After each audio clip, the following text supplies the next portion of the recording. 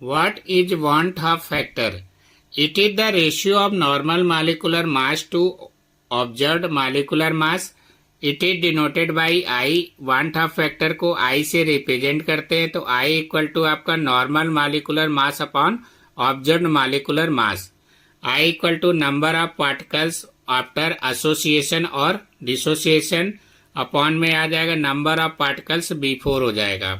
तो आपको यहाँ पर I के केस रहते हैं, कंडीशन रहेगा. एक तो आपका एसोसिएशन कंडीशन रहेगा, दूसरा यहाँ पर हमारा क्या होगा, डिसोसिएशन कंडीशन रहेगा. तो आपका एसोसिएशन में क्या रहेगा, देखिए I ग्रेटर देन 1 होगा तो सल्यूट मॉलिक्यूल्स आपका डिसोसिएशन हो जाएगा, और I लेस देन 1 होगा तो सल्यूट मॉलिक्यूल्स हमारा यहाँ पर एसोसिएशन हो जाएगा. इसके बाद में आपको इसी से वन 't Hoff से रिलेटेड आपका न्यूमेरिकल जो है पूछा जाता है, जो कि आपको उसमें I का मल्टीप्लाई होगा. तो I कैसे पहचानेंगे, तो आपको क्वेश्चन में NaCl, CaCl2, K2SO4, KCl ऐसे टाइप को आपका न्यूमेरिकल में गिवन होगा, तो आपसे वहां से आइडेंटिफाई कर सकते हो कि इसमें आपका ये वन 't Hoff फैक्टर का न्यूमेरिकल्स है. तो calculate the value of I का वैल्यू हम कैसे कैलकुलेट करेंगे, तो जैसे कि यहाँ पर एग्जांपल है NaCl, तो NaCl को हम ब्रेक करेंगे तो Na प्लस और आपका Cl माइनस हो जाएगा. तो ये हमारे टोटल 2 मोल्स हो गए, और ये क्या है 1 मोल्स है. तो आपका प्रोडक्ट अपॉन क्या होता है रिएक्टेंट, तो ये 2/1 आ जाएगा. तो I का वैल्यू 2 यहां से निकल के आ जाएगा. सेकेंड एग्जाम्पल हमने लिया है CaCl2. अगर हम CaCl2 को ब्रेक करेंगे तो Ca+2 हो जाएगा और Cl हमारा यहाँ पर माइनस हो जाएगा.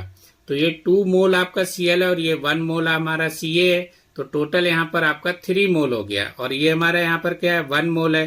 तो I इक्वल टू 3/1, तो I का वैल्यू यहाँ पर 3 निकल के आ जाएगा. नेक्स्ट हमारे यहाँ पर दिया K2SO4,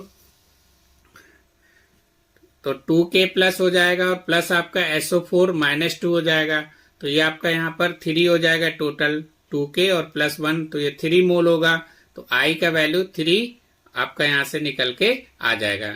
नेक्स्ट आपका दिया है KCl, तो KCl को भी सेम K प्लस और आपका Cl माइनस, तो ये भी आपका टोटल 2 मोल्स हो गया, और ये आपका 1 मोल, तो I इक्वल टू 2/1 निकल के आ जाएगा.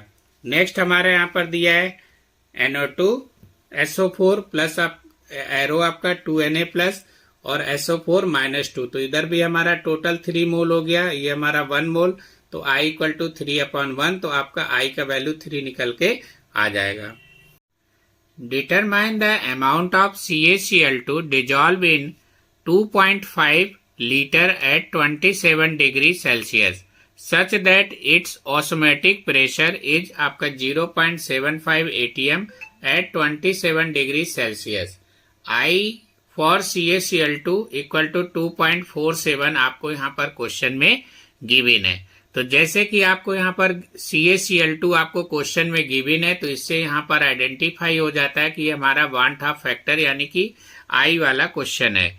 तो अब आपका यहाँ पर CaCl2 दिया है, अगर आपको जो है वैसे तो I का वैल्यू यहाँ पर क्वेश्चन में गिवन है, अगर आपको नहीं गिवन होता तो यहाँ से आपको I का वैल्यू फिर क्या है निकालना पड़ता. तो Ca आपका यहाँ पर Ca का +2 होगा और Cl हमारा यहाँ पर क्या हो जाएगा 2 हो जाएगा.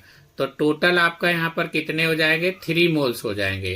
तो वैसे आपका अप्रोक्सीमेट वैल्यू ये आपका 3 हो जाएगा, और ये आपका क्या होगा 1 मोल होगा. तो I का वैल्यू यहाँ पर हमारा क्या होगा 3/1 आ जाएगा.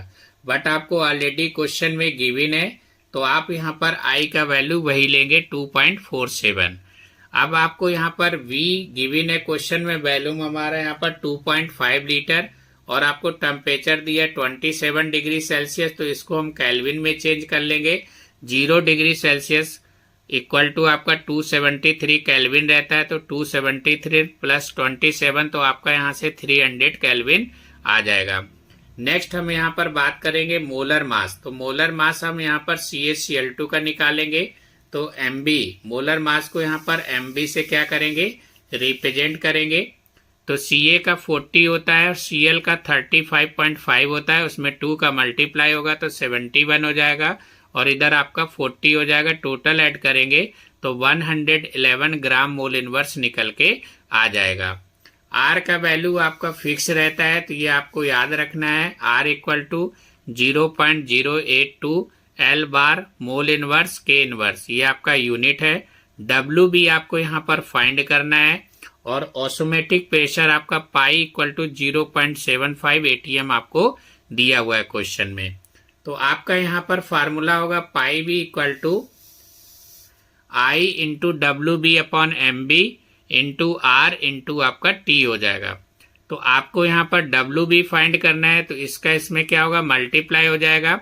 तो आपका W B equal to M B into pi into V upon I into R into T आपका यहाँ से आ जाएगा। तो एम बी का वैल्यू आपको दिया 111, तो यहाँ पर 111 आप वैल्यू पुट कर देंगे एम बी की जगह पर, और पाई का वैल्यू 0.75 दिया है, और वैल्यूम आपको 2.5 दिया है।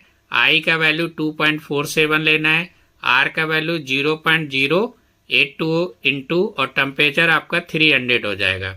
तो इसको हम ऊपर मल्टीप्लाई कर लेंगे, तो ये आपका 208.125 अपॉन 60.762 आपका, इसको हम यहाँ से डिवाइड करेंगे, तो डब्ल्यू बी इक्वल टू आपका 3.42 ग्राम आपका निकल के आ जाएगा।